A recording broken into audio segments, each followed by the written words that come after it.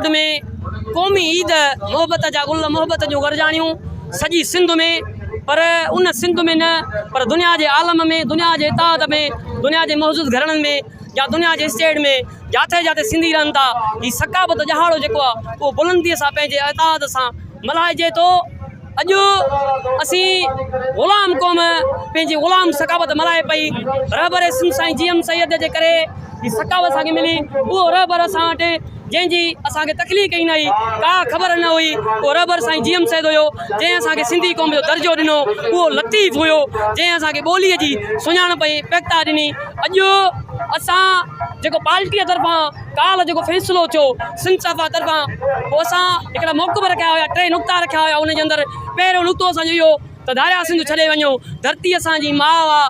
ॿियो नुक़्तो इहो त 355 साल में जेके ॾींहं अचनि था मुसलसिल जदोजहद ऐं जाखोड़ कनि था, सदाईं सिंध तो विखूं हणनि था।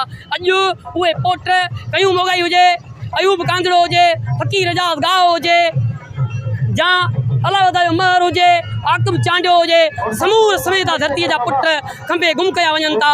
उहे टार्चरनि में अज़ियतूं ॾिनियूं वञनि पियूं। असां पहिरों नंबर ख़ुशीअ जे ॾींहं ते दुनिया खे चऊं था त हे ख़ुदारा हिन सिंध में जेको आहे उहो सुबुह शहादत न गुज़ारे वञे पियो। हीअ उहा सिंध आहे जिते काल माखी मखण खीर खपाइण ऐं बि समझो हूंदो। अॼु सिंध जा पुट जिगर जा टुकड़ा खणी बाज़ारनि में होका ॾियनि पिया। आहे को वठण वारो असांखां वठे।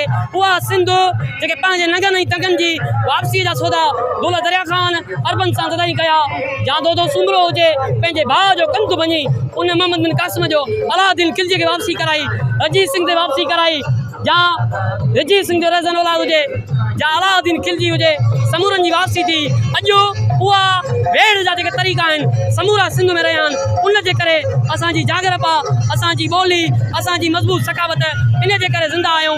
त हीअ सिंध रुगो टोपियूं विझण न, पर उन ॾींहं ते बि उथो। हीअ सिंध खे बंदूकुनि जी न पर क़ौमी किताबनि जी ज़रूरत आहे। अचो त सिंध खे निजात ॾियारायूं, सिंध खे हिन ग़ुलामी मां कढी हिकु सुबुह सुहिणो ग़ुलामी सां उभारियो वञे। जीअं सिंध जीअं साईं जी।